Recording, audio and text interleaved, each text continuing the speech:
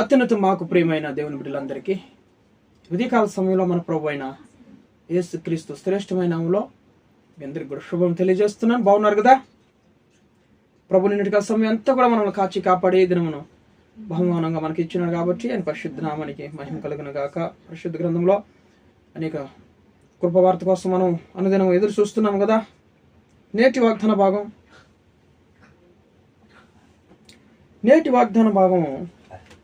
చూడండి. 81వ కీర్తన 16వ వచనం. కీర్తనలు 81, 16వ వచనం. అతని శ్రేష్టమైన గోధుమలు అనుగ్రహించి నేను వారిని పోషించుదును, కొండ తేనెతో నిన్ను తృప్తిపరచదును. Praise the lord. దేవుని నామానికి మహిమ కలుగును గాక. దేవుడు ఈరోజు చెప్తున్న మాట ఏంటంటే మనకి కొండ తేనెతో మనల్ని తృప్తిపరుస్తానంటున్నాడు దేవుడు. తృప్తి అనేది ఈ లోకంలో అనేక మందికి చాలా తక్కువగా ఉంటుందన్నమాట. తృప్తి ఎంత ఇచ్చినా కూడా తృప్తి అనేది మన జీవితంలో మనకు ఉండదు. కరెక్ట్ కదండి? దేవునికి స్తోత్రం చెప్పండి. అందుకే దేవుడు అంటున్నాడు ఈరోజు కొండ తేనెతో మిమ్మల్ని తృప్తిపరచదును అంటున్నాడు. యేసు నామములో ఈ వాగ్దానం మన జీవితాలు అందరి జీవితాల్లో నెరవేర్చబడును గాక. ఆమేన్. దేవునికి స్తోత్రం చెప్పండి. తృప్తి లేని జీవితాలు చూడండి. మన కుటుంబంలో ఏది అవసరం ఉన్నదో, ఏ ఇబ్బందులు అయితే ఉన్నవో, ఏ అక్కర్లైతే ఉన్నదో మనం అనుదినము దేవుని సన్నిధిలో ప్రార్థించడం మనం నేర్చుకోవాలి. ప్రార్థించండి. ప్రభువా, తృప్తి లేని జీవితం కాదయ్యా, తృప్తి కలిగిన జీవితం మాకు అనుగ్రహించమని దేవుని సన్నిధిలో అడగండి. ప్రతిదినం అడగాలన్నమాట. లోకంలో అన్నీ ఉన్నాయి కానీ తృప్తి లేని జీవితం జీవించే వాళ్ళు ఎంతోమంది ఈ లోకంలో లేరా? మన మధ్యలో లేరా? ఉన్నారు. తృప్తి లేని జీవితం జీవిస్తుంటారు. అన్నీ ఉంటాయి కానీ వాళ్ళకి తృప్తి అనేది ఉండదన్నమాట. కాబట్టి లేని వారేమో అయ్యా ఉంటే మాకు చాలా బాగుంటుంది అనుకుంటారు కదా. ఉన్నవారేమో ఇంకా ఉంటే బాగుండే మాకు అనుకుంటా ఉంటారనమాట. తృప్తి అనేది ఎంత కలిగినా కూడా తృప్తి అనేది చాలదనమాట మనుషులకి. కళ్ళేమో కావాలంటే ఇంకా ఆశ కావాలంటుంది మనకి. కాబట్టి ఉండేవాళ్ళేమో ఇంకా మాకు ఉంటే బాగుంటుంది అనుకుంటారు కదా. ఇక చూడండి, తృప్తి అంటూ మనకి ఉండదనమాట. తృప్తి లేకుండా ఎంతో కదిలిపోతూ ఉంటాం. ఒక వ్యక్తి రోడ్డును నడుచుకుంటూ పోతూ ఉన్నాడంట. రోడ్డు నడుచుకుంటూ ఆఫీస్కి ప్రతిరోజు వెళ్తూ ఉంటాడనమాట. ఒక వ్యక్తి సైకిల్లో వెళుతున్నప్పుడు ఈ వ్యక్తి చూసి, ప్రభా నాకు అలాంటి సైకిల్ ఉంటే బాగుండు ప్రభా అని దేవుని సన్నిధిలో వేడుకున్నాడంట. సరే అని చెప్పి దేవుడు అతనికి సైకిల్ ఇచ్చాడంట.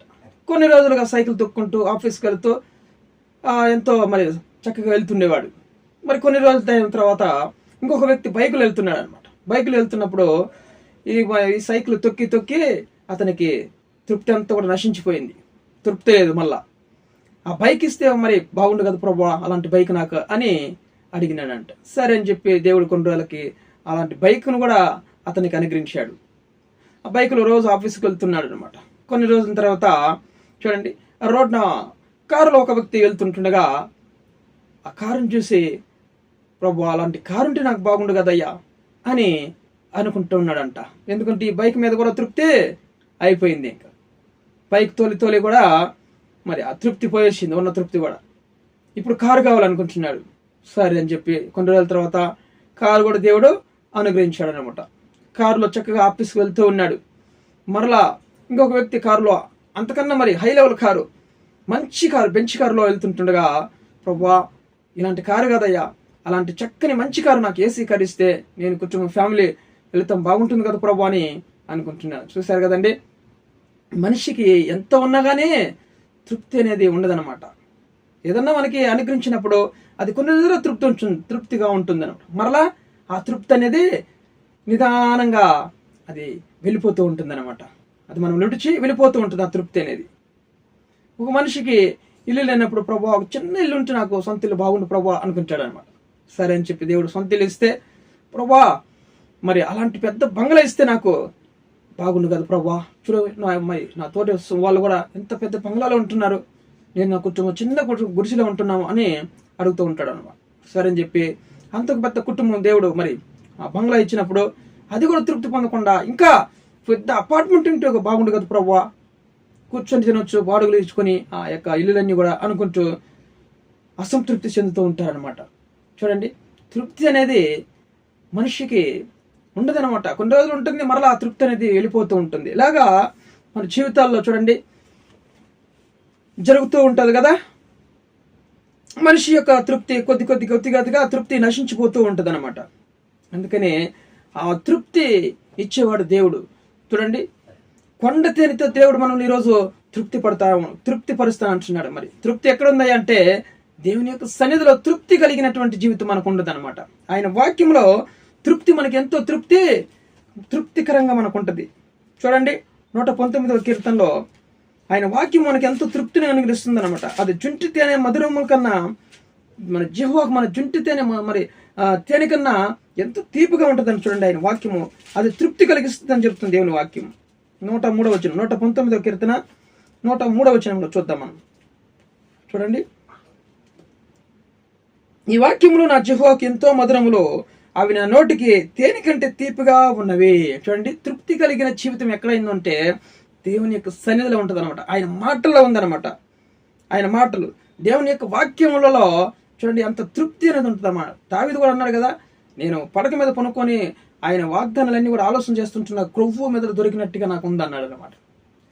మన జిహ్వాకి చూడండి మధురములుగా ఉన్నాయన్నమాట దేవుని వాక్యాలు. అవి నోటికి తేనె కంటే తీపిగా ఉంటాయి. దేవుని యొక్క వాక్యాలు మనకి తృప్తిని కలుగజేస్తాయి. మరి 19వ కీర్తన కూడా చూడండి, 19వ కీర్తన 10వ వచనం, అవి బంగారు కంటెను, విస్తారమైన మేలు బంగారు కంచెను, కోరదగినవి, తేనె కంటెను, జుంటి తేనె ధారల కంచెను, మధురములైనవి. హల్లెలూయా. దేవుని యొక్క ప్రసన్నత, దేవుని యొక్క వాక్యము అవి మధురములైనవి. జుంటి తేనె ధారల కంచెను అవి ఎంతో మధురములుగా ఉంటాయి అన్నమాట. కానీ భూలోకంలో మనం ఎంత దేవుడు ఇచ్చినా కానీ అసంతృప్తిగానే ఉంటాం. మనం తృప్తి అనేది కొన్ని రోజులు ఉంటుంది, మరలా వెళ్ళిపోతుంటుంది. ఇంకా ఇస్తే బాగుండే అని అనుకుంటూ ఉంటాం కదా. దేవుడు ఈరోజు కొండ తేనెతో మమ్మల్ని తృప్తి పరుస్తూ అంటున్నాడు. ఆ వాక్యాన్ని పట్టుకొని మనందరం కూడా ప్రార్థన చేసి దేవుని అడగాలన్నమాట. కొండ తేనె చూడండి, ఆ యొక్క తేనెటీగలో మనము ఎప్పుడైనా ఆ యొక్క కొండ ప్రదేశాలకు వెళ్ళినప్పుడు అక్కడ ప్రశాంతంగా ఉంటుంది అనమాట. చల్లని గాలి, చెట్లు అవన్నీ చూస్తుంటే ఎంతో ఆనందకరంగా మనకి మనసుకి ఉంటుంది కదా. కొండ తేనెను కూడా ప్రత్యేకమైనటువంటి ఆ కొండల మీద ఉన్నటువంటి ఆ యొక్క ఆ ఫ్లవర్స్, ఆ యొక్క పూల పైన ఆ తేనెటీగలు వాని అవంతా కూడా చక్కని ఆహారం తీసుకొని తిని అవి విసర్జిస్తూ ఉంటాయి కదా. తేనె మంచి చక్కని తేనె మరి పెడుతూ ఉంటాయి అనమాట ఆ కొండ తేనెటీగలు. ఆ తేనె ఎంతో మధురంగా ఉంటుంది, టేస్టీగా ఉంటుంది. అలాంటి తేనెతో దేవుడు మనల్ని తృప్తిపరుస్తాను అంటున్నాడు. తేనె నార్మల్గా చెట్లలో తేనెటీగలు పెడుతూ ఉంటాయి కదా, అలాంటి తేనె కదండి. కొండల్లో దొరికే తేనె వేరే మాదిరిగా ఆ కొండ తేనెటీగలు చూడండి అక్కడ ఆ యొక్క చల్లని వాతావరణం అనుభవిస్తూ ఆ ఫ్లవర్స్ మీద వాలి ఆ పువ్వులు ఆ పూతలన్నీ తినేవి చక్కగా అది ఎంతో టేస్ట్కరంగా మరి ఉంటుందన్నమాట. అవి పెట్టే తేనె, ఆ కొండ తేనె. ఆ కొండ తేనెతో దేవుడు మనం ఈరోజు తృప్తిపరుస్తానంటున్నాడు. మంచి గోధుమలతో కొండ తేనెతో మమ్మల్ని తృప్తిపరుస్తానంటున్నాడు దేవుడు. హల్లెలూయా. ఆ వాగ్దానం పెట్టుకొని మనము ప్రార్థన చేయాలన్నమాట. ప్రార్థన చేసి ఏదైతే మనం ప్రార్థన చేస్తామో అది దొరికిందని నమ్మాలని చెప్తున్నాను కదా. మార్కు సువార్తలో కూడా ఉంటుంది. ఏదైతే మీరు ప్రార్థన చేస్తున్నారో లూకా సువార్తలో కూడా అది దొరికిందని నమ్మిన ఎడల దేవుడు మనకు ఖచ్చితంగా అది అనుగ్రహిస్తా అంటున్నాడు దేవుడు. హల్లెలూయా. కొండ తేనెతో దేవుడు నేను తృప్తిపరుస్తా అంటున్నాడు అనమాట. కొండ తేనె ఆయన వాక్యము తేనె వల్లే తీపికరంగా మధురంగా ఉంటుంది అనమాట. ఆయన వాక్యాలు మధురమైనవి. అది జుంటి తేనె ధారల కన్నా మధురంగా ఉంటాయి అనమాట. దానితో దేవుడు మనల్ని ఈ వాక్యంతో తృప్తిపరుస్తా అంటున్నాడు. భూలోకంలో ఎంత ఇచ్చినా కూడా మనకు తృప్తి ఉండదు, కానీ దేవుని వాక్యం వలన దేవుడు మనకి తృప్తిని కలిగిస్తాడు, సమాధానం కలిగిస్తాడు అంటున్నాడు దేవుడు. దేవుని పరిశుద్ధ నామానికి మహిమ కలుగును గాక. వాగ్దానం పట్టుకొని మనం ప్రార్థన చేద్దామా? వీడియో చూస్తున్న అందరూ కూడా సబ్స్క్రైబ్ చేయండి, లైక్ చేయండి, ఇతరులకి షేర్ చేయండి. దేవుని యొక్క పరిశుద్ధ నామానికి మహిమ కలుగును గాక. ప్రార్థన చేసుకుందాం. ప్రేమ కలిగినటువంటి మా ప్రియ పరలోకపు తండ్రి, ఉదయకాల సమయంలో మనం ప్రేమించి నాయన మంచి వాగ్దానం నాయన ప్రభా అతి శ్రేష్టమైన గోధుమలతో కొండ తేనెతో నేను తృప్తిపరుస్తానని వాగ్దానం చేశా ప్రభా. మరి ఈ భూలోకంలో తృప్తి లేని జీవితం మేము జీవిస్తుంటుండగా ఎంతో మంది నాయన ఎంత ఉన్నా కానీ తృప్తి లేని జీవితం ఎంతో మంది జీవిస్తున్నారు ప్రభా. నాయన తండ్రి, ఈ రోజు నాయన మీ వాక్యం మా యొక్క నాయన ప్రభా జిహ్వాకు మధురముగా జుంటి తేనె దారాల కన్నా అది ఎంతో మధురముగా తీపిగా ఉంటుందని సెలవిస్తుంది ఆయన ప్రభా. మీ ఆత్మ పైన వాక్యం పైన మేము ఆధారపడడానికి సహాయం చేయండి, మాకు నేర్పించండి ప్రభా. ఈ లోకంలో ఎన్నున్నా కానీ నాయన మాకు తృప్తి అనేది ఉండదు ప్రభా, అసంతృప్తిగానే ఉంటాం. ఇంకా ఇస్తే బాగుండు, ఇంకా ఇస్తే బాగుండు అనుకుంటాం. అలా కాదు కానీ నాయన ఈ వాక్యములు నాయన ఎంతో నాయన మధురమైన, ఎంతో మధురములైనవి, చుంటి తేనె ధారల కన్నవి, ఎంతో తీపకరంగా మధురకరంగా ఉంటావని సెలవుస్తున్నాయి ప్రభా. నాయన కొండ తేనెతో నాయన ప్రభా తృప్తిపరచమని నాయన ప్రభా, కొండ తేనె లాంటి నాయన ప్రభా ఈ వాక్యంతో మమ్మల్ని తృప్తిపరిచి ప్రతి కుటుంబాన్ని ఆశీర్వించి దీవించిన ఆయన సహాయం చేయండి. ఇరుకులు ఇబ్బందులు ఉన్న గొప్ప విడుదల తెచ్చేయండి, సమస్యలు ఉన్న వారికి విడుదల తెచ్చేయండి, అప్పులు ఉన్న వారికి విడుదల తెచ్చేయండి, వివాహం కాని వారికి మంచి వివాహం తెచ్చండి ప్రభా. అయా సమరైన ఉద్యోగం లేని మంచి ఉద్యోగాలతో ఆయన తృప్తిపరచండి ప్రభా. గర్భాలు లేని వారికి మంచి గర్భాలు అనుగించి తృప్తిపరచండి వాళ్ళ జీవితం ఈ రోజు తండ్రి కృప చూపించండి. అనారోగ్యంతో వారిని నాయన ముట్టి స్వస్థపరిచి తృప్తికరమైన జీవితం అనుగ్రహించిన ఆయన ప్రభావ. కుటుంబంలో సమాధానం ఐక్యత తెచ్చండి, ప్రతి విధమైన కీడు నుంచి ప్రతి ఒక్కరిని కాపాడండి తండ్రి. రోడ్డు ప్రమాదం తప్పించండి, ఉద్యోగస్తులను వ్యాపారస్తులను అందరినీ కూడా దీవించండి, రైతులను దీవించండి ప్రభావ. కృప చూపించమని కుటుంబంలో కూడా సమాధానం ఐక్యత అయినా ఆరోగ్యం దయచేసి ఆయన బిడ్డలను కాపాడి కనికరించమని ప్రార్థిస్తూ కొండ తేనెతో ఆయన మమ్మల్ని ఈరోజు తృప్తిపరచమని నజరేయుడు సజీవుని యేసు క్రీస్తు జీవం కలిగినటువంటి నామములో ఈ ప్రార్థన అడిగి వేడుకొని పొంది ఉన్నాం పరలోకపు తండ్రి. ఆమేన్.